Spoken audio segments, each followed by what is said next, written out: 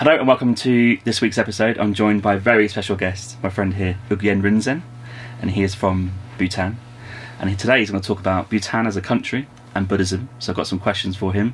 They're not too hard, so if you have a basic understanding of both of them, you should get a better understanding at the end of the episode, and hopefully we'll learn some interesting facts. So again, thanks for coming to the podcast. How are you doing? I'm good. Thank you for having me, James. I'm very excited to be talking with you and sharing whatever little I know about Bhutan and Buddhism. Now that's unfair because I spoke to you last night for many hours. Yeah. And we learnt some stuff. Yeah, right. Yeah, so I'm going to sort of do half and half really. So Bhutan, a lot of people don't know much about Bhutan. Right. So it's like a crash course and a starter pack for Bhutan. And then I'm going to ask some Buddhism questions because it's linked heavily together, right? First of all, tell me about yourself. Where are you from in Bhutan? And growing up, what was it like? I'm from Paro, Bhutan. Yeah. And I actually was born in Punakha, which is in another district. Yeah. And my schooling, right from primary until high school, I did in Paro. And then I went on to do my degree course in the East. That's called the only college then. It's called Sherapsi College. Yeah. So I've undertaken a bachelor's degree in biological sciences. And so later on, after I joined my service, then I got a scholarship to British government scholarship to go on to pursue a master's degree in food technology in the United Kingdom. And that's in London, right? Yeah, right. Yeah. And for life growing up in Bhutan, we do hear a little bit about the past being you're sort of closed from most of the countries around you and around the world. Yeah. Is that true? And how much did you know about the outside world before you went to London? Very limited, I must say, Yeah. because as you know, television and internet was only opened as, around 1999, I must say. Yeah, so until then we had radio and maybe like video, kind of the recorded movies or something like that we can play. Otherwise, we had access to magazines and newspapers, but even newspapers were like government owned, only one, and we had one national radio. Yeah. So that was about it, actually. Why do you think it was so closed? Like, why did it take such a long time to open up to the world? Bhutan, that is. The way I see it, and even when I reflect, I think it was a very wise idea. I mean, it was very wise decision rather, because we are hemmed in between two giant countries, very big, culturally, socially, economically, militarily. So we could have actually been consumed by the culture or, exposure to those two countries, as well as the floodgate of information that's going to come up from the West anyway. Yeah. So therefore, until our own media, our language and all those things were ready to counter those, if you had opened, then we would have really gone wrong in a big way. And do you think that's why so many people want to visit now? Because you have preserved your culture for so long that even today, even though you've been open for 25, 30 years, it still feels like for me that I'm going back in time. Right. Yeah. I mean, that's what human beings generally, I think, from the number of tourists that I've met so far, I think this is a catch. This is the catch for them to come to Bhutan. Yeah. Because the ideology of gross national happiness, so people-oriented development rather than material-oriented development. Yes. So this is now we see that over the last I must say maybe 3-4 decades of economic development in the West. Since the Industrial Revolution, or you may like to call, the world is, in a way, the general mass is not getting any better. True. Yeah, so there's always some dissatisfaction, discontent. There's always this economic gap between rich and poor. Yes, always. It's never closing, no matter what level of education, the curriculum, what you may like to put, or political manifestos or whatever. It doesn't seem to correct that somehow. And I'm not picking on one country here, but India, for example. Right. over 1 billion people. I think half the country, or just below half, are in poverty. Right. And you think of how many people that is. Well, That's like 500 million. Yeah, yeah. It's crazy when you think the numbers, right? Sure, but then sure. the other half are so well off, or not rich, but you know, they're very comfortable. So it's a strange, you're right, it's a strange dynamic that we have at the minute. And India's not the only place, I'm just giving an example, right? Not really. Yeah. And you mentioned Bhutanese culture. Give us an indication, like a high level, like paragraph of what you say Bhutanese culture is. I would say like Bhutan derives its thought process mainly from the Buddhist teaching. Yeah. Buddhist teaching of non-harming, harmony, peace, tranquility. So therefore, therefore we are in harmony with nature, we are in harmony with our neighbors, and especially if you talk about the Mahayana view. So the Mahayana view is like the others are considered more important than self. Yeah. So that is a direct threat to the ego. Yes. That crushes the ego. Yeah. Because we think that life is interdependent. Whatever phenomena arises is interdependent. So we depend a lot on others, even to make a cup of tea. Actually, the ingredients comes from all over the place. Yeah. All over the place in the world. The tea may come from India, the milk powder may come from China, the sugar may come from Brazil. So and then it may be made by somebody else. Yeah. And the cup may be made in, Italy or something like that. Yeah. So you really cannot think of man in isolation or as an island. Yeah. So therefore interdependence. So in this modern times, as we embark on the 21st century, we still see that the virtue of the old age-old ideas and theories, beliefs, I must say, And we're going to come on to Buddhism a bit later. Yeah, sure. A few more questions about Bhutan. That does reflect in the people. The people I've met obviously are very nice, very welcoming. They help you out. They speak English as well, which is great for a tourist because that's probably the main language, right? Bhutanese kids or younger generation, which countries do they like the most from the outside world? I know that they're obviously proud of their own country, but is there strong influences, you think, from other countries and into their lifestyle or into their interests? That's I must say it's varied actually. Okay.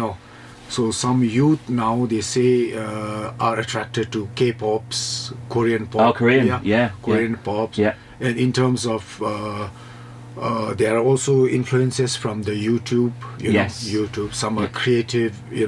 Some are coders, programmers. Some they take interest in AI, development of AI, and then of course now there is this for college graduates or who have completed their degree courses or whatever, because the job market here is limited.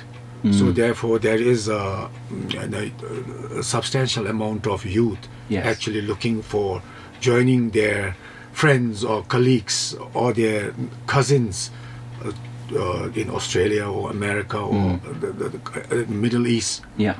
So that's the trend as of now. But I would like to think that it's a short-term issue. Okay.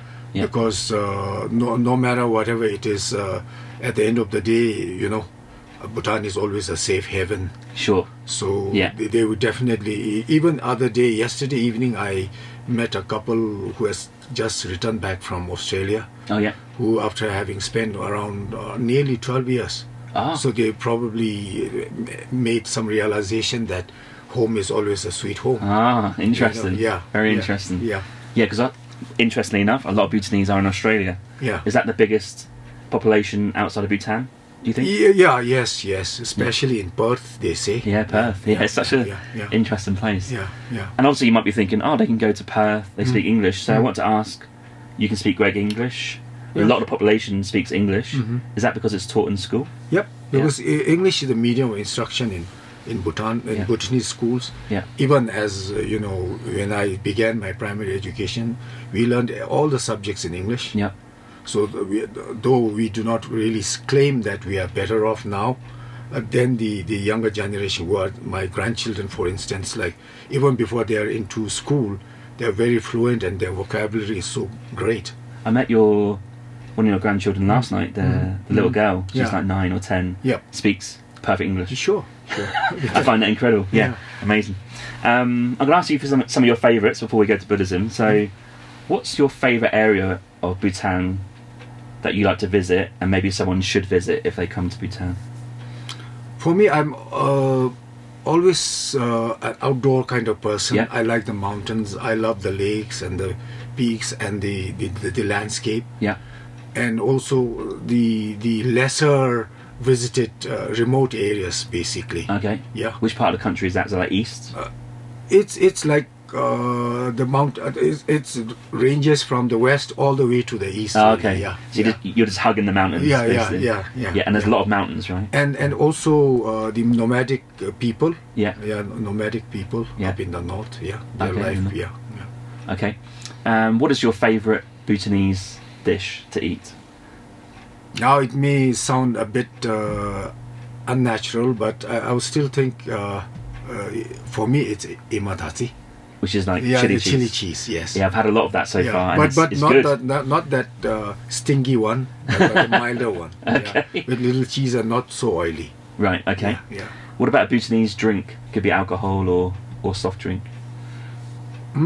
For me, though it's not considered very healthy, but there I love the fermented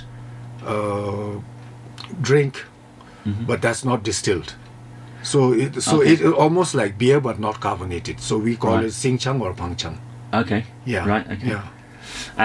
Can you give us a couple of phrases in Bhutanese that people should learn to come over here? Well, I think kadinche is thank you. Yeah. Lasso is like please, or also in a way very honorable way of saying yes. Okay. Yeah. Yeah. Yeah. And lastly, if you were to sit on a mountain, Sorry? if you're going to sit on a mountain Right. and watch the sunset or sunrise, Uh-huh. where in Bhutan is that? Well, traditionally, also, I think it's been some kind of recommendation, really, for practitioners of the highest Buddhist teaching. They have a practice called sun gazing. So there are actually two famous places Okay. from where people were adepts, where the practitioners were, recorded to have actually disappeared. They have attained rainbow body. Okay. So they have dissolved that material body, and then Yeah. it became light body. Wow. So the place is, one is in Bomtang called Tapaling, Yeah. and one is in Paro called Bemri. Right. So these are like I guess they have a perfect vantage point for viewing the sunrise as well as the sunset. Cool. Yeah, but you could also gaze the sky. Yeah. Amazing. That'd be incredible, right? Yeah. Okay. Yeah. So I was flying from Bangkok on the plane. Yeah. Left hand side. This is a top tip that I got given, and I pass on, because from Bangkok into Bhutan, on the left hand side you have the Himalayas, Yeah. and you can see I saw Everest in the background, and then Kanchenjunga, which is an incredible sight. So that's my top tip for Bhutan. If you're flying in from Bangkok, left hand side of the plane. If you're flying out from Bhutan, right hand side. Right. But I think on the plane, people couldn't believe they were seeing the Himalayas, which kind of suits what you say about the mountains, right? It's just a breathtaking area, isn't it, of the world? And I do wonder, the Perth thing makes me laugh, because the Bhutanese go to Perth, which is completely different. Yep. Like, does that make you laugh? Does it make you think, like, why Perth? Or do you think people just want to have a beach and some hotter weather? Like, what's the thing there? No, I guess like the catch may be quite different, Right. So Perth may be economic reasons. Okay. Really nothing to do with Nothing to do with any view or something breathtaking of that sort. Yeah. So therefore, because many Bhutanese are there, they can help each other. So there's a good network of Bhutanese there. So I think that is the primary reason why they are there. Yeah. And things can be like short. It can be divided into short, mid-term, and long-term. Okay. So I'm of the belief that not many people will stay behind. Okay. In the end, they will come back. Yeah. and I'm quite optimistic that youth, especially from 18 to 27 or even 30, once they go there, there is this value for time, and the dignity of labor, all those things which are fairly dormant here, will be picked up to a greater degree. Yes. So if you are losing one youth today for a few years, when they come back, they will multiply into 5 skills. Yes. So they know it will be very difficult to reverse the perception and the kind of culture they come back. So they will be more productive, more creative.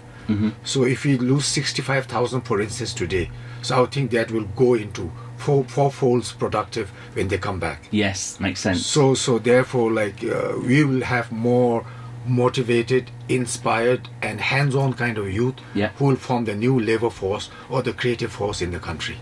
So I would like to look at it that way. Yes. Maybe temporarily it looks like a vacuum. Yes. But it's not.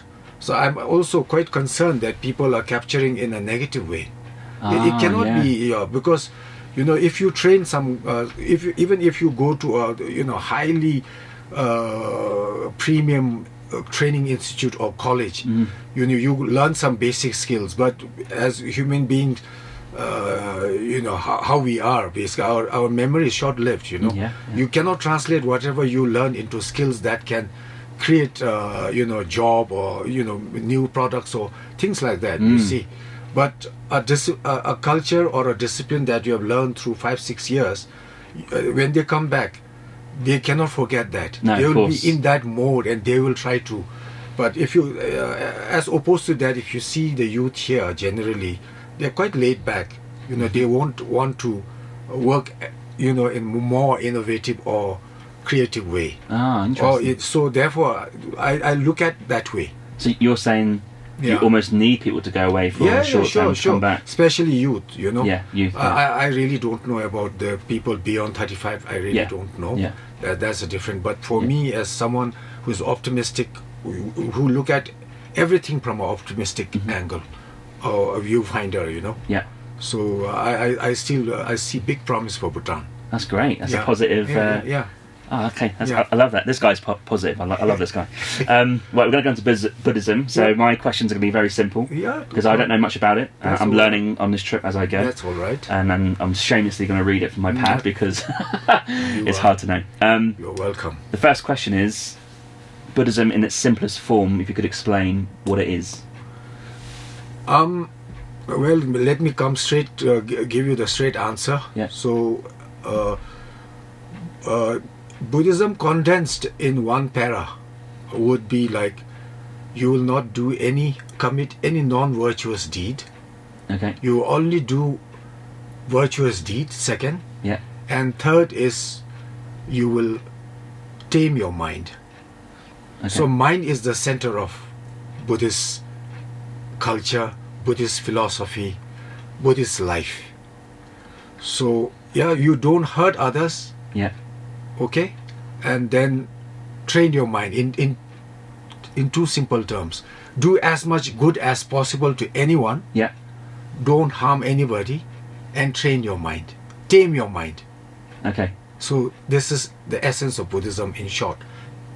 Next question would be: it sounds more like a spirituality rather than a religion, or is that unfair to say? Would you describe Buddhism as a religion? Well, not in the context of from a theistic point of view, where you see an external God who condemns you or who blesses you. Yeah. So it is mainly Buddhism allows the flowering of blossoming of individuals' optimum capacity, potential. Okay. And so for that matter, any human being can realize the full potential of oneself. Yeah. If you focus on your mind. The capacities of the mind, the potencies of the mind. Yeah. So it goes beyond the normal 5 sense organs. Right. Okay. It goes beyond right and wrong. It goes between light and darkness. Okay. So it's always a blend and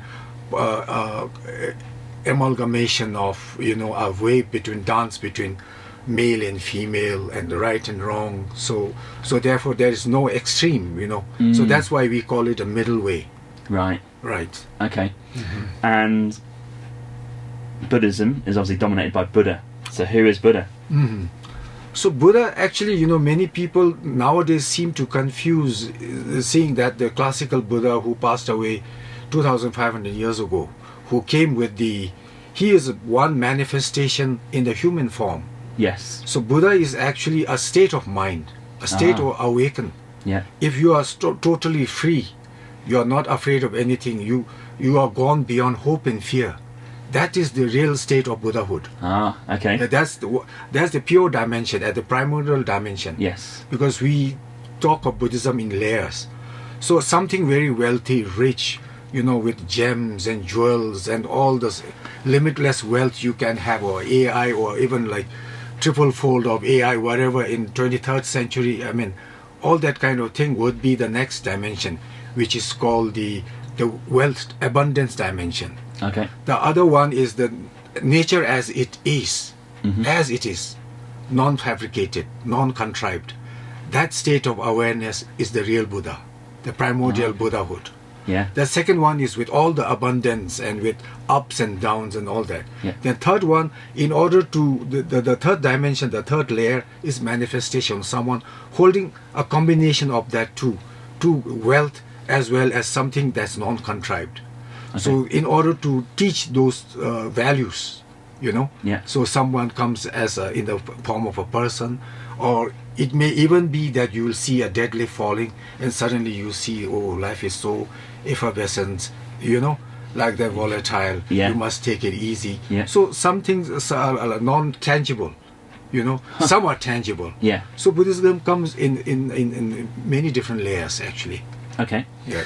And in terms of geography, which countries in this area are important for Buddhism? Well, or areas, I don't want to say countries, areas that are... Traditionally, I think because Buddhist ideas or Buddhist culture were actually originated in India and the Himalayan region, and over in the later centuries they moved down to the Sutric part, the first, you know, the fundamental foundational teachings went to Sri Lanka, you know, Burma, Bangladesh, and even Indonesia, and all the way down, right? But then later, you know, because of persecution of the Buddhist practitioners or monks in India, then they fled to Tibet, or some to Nepal, or Kashmir, all those sites. So that's how, like, the Buddhism actually disappeared in India, and then it went on to the China, Japan, Korea, and all that. So later now, I think after 1970s, after the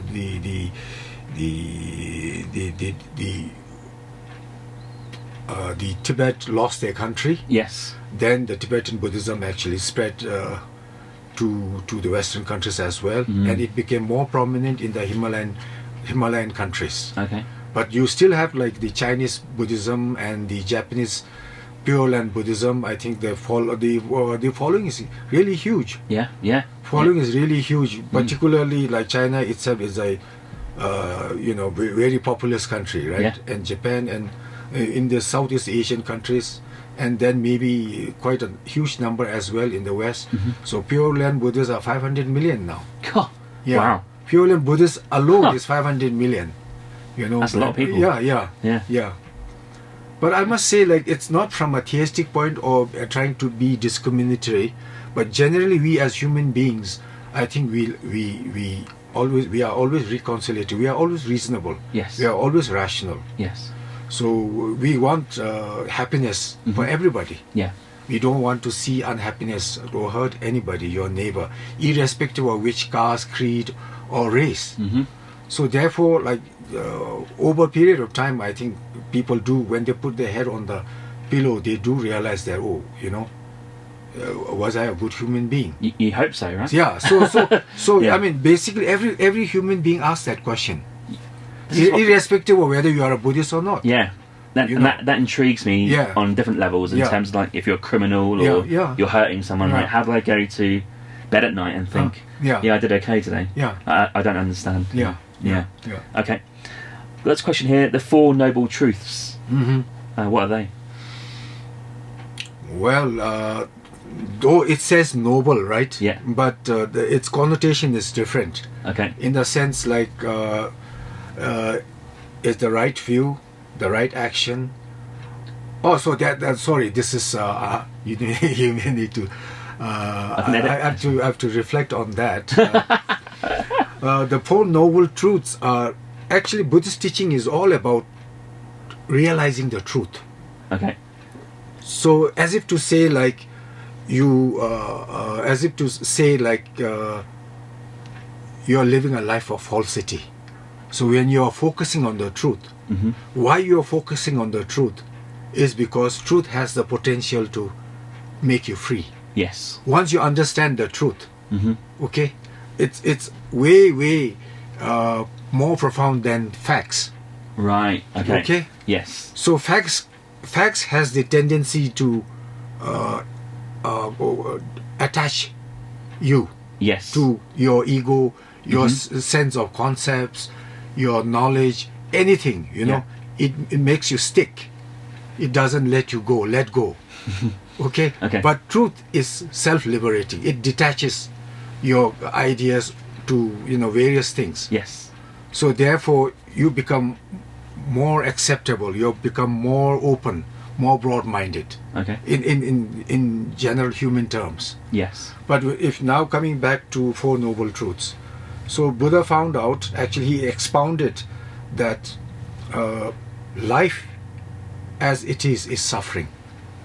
Yeah. In the sense that it has many layers. So when you say suffering, it is suffering of change. Okay? Because as you know, a boy is born, then so it goes through various stages. Yeah. You know, there is suffering of being born, suffering of being ill, suffering of getting old. There are, you know, like dementia, you know, then weakness, then ill health, then suffering of death. So when you are facing death, so many people really do go through so many pangs and sorrow, you know, even before the actual death. You know, they die so many times. So Buddha said, first truth is that life is suffering. Yeah. Okay. But there is a way to end suffering. So he taught that antidote, the remedy to end the suffering. Okay? So you do good things and avoid bad things.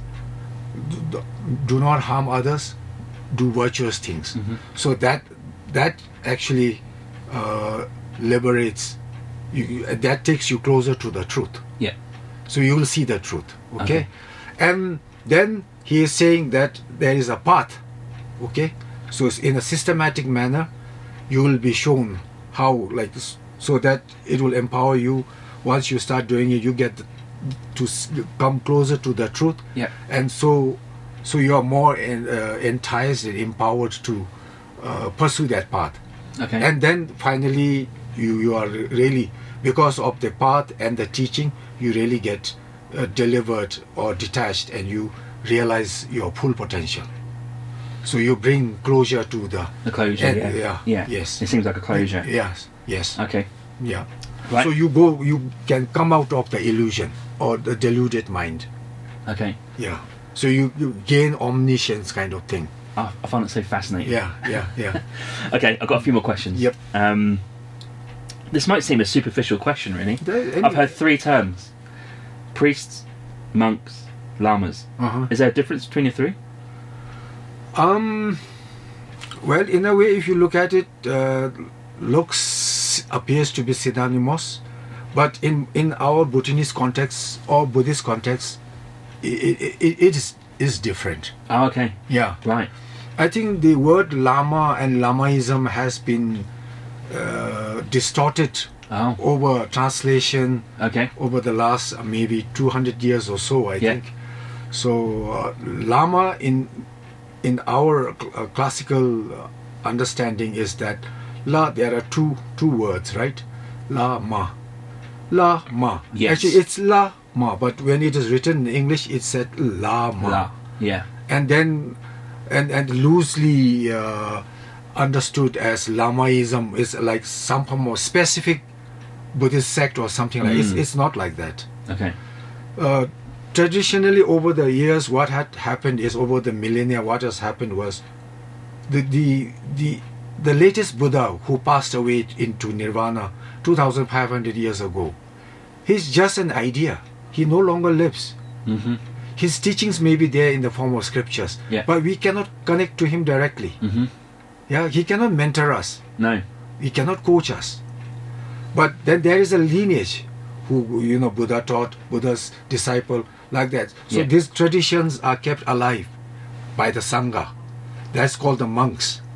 Right. They are the friends. They're the fraternity. Mm-hmm. The enlightened mind fraternity, or the warrior, spiritual warrior fraternity. Okay. They are the monks. Right. Okay? And then the Lamas are the supreme masters. They are the compassionate ones who sees the delusion of the disciple and then tries to shatter one by one and put a laser focus, and then the disciple gets it, and attends the path, you know, realizes the path. Yeah. So realizes one's full potential.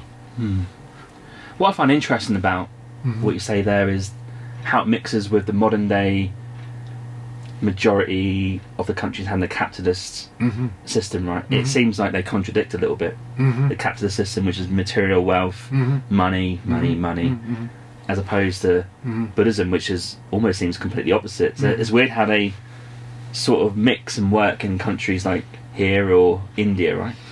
The way I see it is, it's like, because Buddha taught 84,000 teachings. Yeah. To cater to minimum 84,000 types of mindset. Yes. Okay? Yeah. Or attitudes, or behavior pattern, or psychologies. So therefore, I would not think that, you know, it is diametrically opposed to each other. Oh, okay. Yeah. You can still be a billionaire and still be a true Buddhist. Huh. Okay. You can still be a prostitute and still be a Buddhist. Right. You can still be a hunter and you can still fisherman, you can still be a Buddhist. It depends, because each one is so different. Right. Each individual is so different. Yes. But yes, climate change, extreme capitalism, extreme poverty, we may need to balance. Yes. But that's why we have the view called the middle path, you know. So even when you tune a guitar or something like that, right? That's nature. That's not made up, right? No, it's just it's sound. If it is tightened, the strings are tightened too much, you will not produce. Yeah. That's too high. Yeah. If you do it quite loose, it will not produce good music. There's no harmony. No. So in order to get even a simple thing as a music, right? So therefore, that's what the true what you call essence of Buddhism. So we can it's not like they're totally opposed, but it will depend on, you know, your karma. So whether you are rich enough and actually to become rich, to use your creativity, hard work, whatever, and then you give back to society. Of course. But if you don't give back to society, then that may not be too much, not much aligned with Buddhist fundamentals. Okay, that's very key in today's world, isn't it? Yeah. Okay, my last question is going to be, if someone's interested in exploring Buddhism, where should they start? Well, now there are schools, Buddhist schools, but that would be mostly, I should say, in classical Buddhist, using classical Buddhist texts and all that. Yeah. So that may be little taxing, or maybe tedious or difficult for Westerner, general Westerner. But I see that many Westerners now come to India, where like they learn the alphabets, and they start right from the literature, philosophy, you know, and then they come on to do the practice. Yeah. So theory and practice combined together. So as far as I know, maybe we have this Simtoka Buddhist College Institute. where I saw a few Westerners who actually are already, learning Buddhist teachings, or for that matter, even meditation and philosophy. Yeah. But I cannot say for sure as of now if there is a separate institute totally dedicated and devoted to accept such students. It's interesting, right? Because I think those guys from the Western world would have probably quit their job, I'd imagine, right? Because it probably takes time to start, learn, and get into the mode of being... And one thing, it's a fairly practical one. I'm saying it from... It's more pragmatic. It's like... people embrace Buddhist ideas when they are fairly at a mature state of mind. Yeah. They're Yes. like, now they almost see that the suffering is going on and on. Yeah. There's the dog chasing its tail kind of thing. Yeah. So there's no end to, no matter how much you earn, it's almost like drinking salt water. you cannot quench your thirst. No. Right? Yeah. So then they say, what am I doing? Why am I, struggling so much? Yeah. And then they see like, oh, maybe there is a path. Well, let me try. So that is the stage. Youth, even here in Bhutan, most of them, they would still get attracted to those noise and colors and music and all that. Yeah. Not the deeper, profound ways of life. You know? So Buddhism needs to. There are layers, as I said. One is a lot of code of conduct: shave your head, walk in a certain way, beg your food, always pray, and that kind of thing. Then the next level would be all sentient beings have always been your parents at one form or the other in your countless or million lifetimes. Yeah. So you cannot hurt them, you must help them. Then you have come to the Vajrayana, the highest vehicle, where you see like you have a very purified perception, where you see everything as Buddha. You see every sound as Buddhist music or whatever, the place as Buddha feel. So therefore, like, there's no prejudice, there's no filter. So then, like, everything is so free. It's free, Yes, freedom. primordially pure. Yeah. So there is nothing like impurity. Yeah. So therefore, like, in a way, anything goes, Yeah. That's amazing. Okay, I was only going to say to finish about the guys who asked, like, what am I doing with my life? I think when you get older, I don't know if you agree with this, time becomes an issue. Yeah. Because you realise that the amount of money you earn doesn't matter because you're spending so much time getting it. Right. So what's the point getting something where you can't even use it to get your time back? It seems like a weird loop of you can't win. I think that's kind of what I've realised going into my late 30s, should we say, that time is an issue now, where I don't want to spend it wasting it trying to earn money. So it's not really related to Buddhism, it's just related to life. I think. I mean, sorry for interrupting, but the thing is, in the Western context, time is always considered very linear. Yes. Whereas in our context, the way we know time here is cyclical. Yes. Big difference. Cyclical. Yeah. And then in the Western context, the time is considered finite. Yeah. In our case, past, present, and future is in the now. Is in the now. Yeah, I understand. So I say like, oh, I'll make that much money. I'll put man on the Mars or any other Saturn, or I'll put a data center like that's like $10 trillion or whatever. That's very short-sighted, if I may say so, in the Buddhist context of time. Yes. Because there's no future or there's no past. Everything happens in the now. That means you're always present. So yes. So including the theories such as Big Bang. Yeah. Big Bang never happened in the past. Or is not. Big Bang is happening in the now. Yes. It's happening in the now. We have a fixed mindset, right? Yeah. Because time is linear. Yes. It goes from 0 to 12 or 24, whatever. Because at the end of the day, in our day-to-day life, in a normal human life, no matter how sophisticated you want to say or bring any amalgamation of Greek or Roman word or Sanskrit word or whatever may like to coin new words, but in essence it's the same thing. Yeah. You are saying Google, right? Google is a Sanskrit word. Yeah. So many nine zeros. So it's saying billions, something like that, right? Yeah. So it's always had that. It's like trying to stretch the human imagination of some sort. Yeah, but it's still limited. Yeah. It's still limited. When you have a linear thing, when you say you don't transcend, you cannot transcend beyond suffering. If someone is right, it means someone is wrong. Yes. So there is always an argument. Yeah. So you will never be free. Yeah. So when you are between right and wrong, sorry. So then there is freedom. Yeah. It's a win-win. Win-win. Yeah. God, Nobody loses, really, the way I see it. And everyone is happy. That's the dream, right? Yeah. Yeah.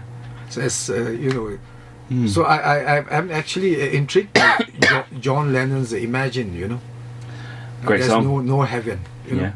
I think he was far-sighted. He got that clarity. Yeah. So he transcended time, he transcended national boundaries, he transcended race, human race, religion, whatever. Yeah. So that's what a good human being should be. Yeah, I agree. Yeah. I was going to say, if you have a... It's not Buddhist or any other East, it's just a word. Yes. Yeah. We are human beings at the end of the day. Yeah, yeah. We need compassion, we need love, we need kindness, we need harmony, peace. So sounds so simple, though, right? yeah, so it's but it's so hard to achieve. So like when you actually distinguish on the define certain thing, it always sets a boundary. So it doesn't break the boundary. It creates a boundary. It creates a wall. Concepts are walls. There's so much more we could talk about. But I should finish here because we've been going. All right. Okay. But I'd like to thank you for your wisdom. My pleasure. I could talk to you all day. I know so little, and I'd like to think I'm a novice. I keep learning. We all do. But more than the textbook learning or reading, my experiential learning through loneliness, as I said, it gives me much more freedom. Yeah. And liberty, a sense of detachment. Yeah. So I guess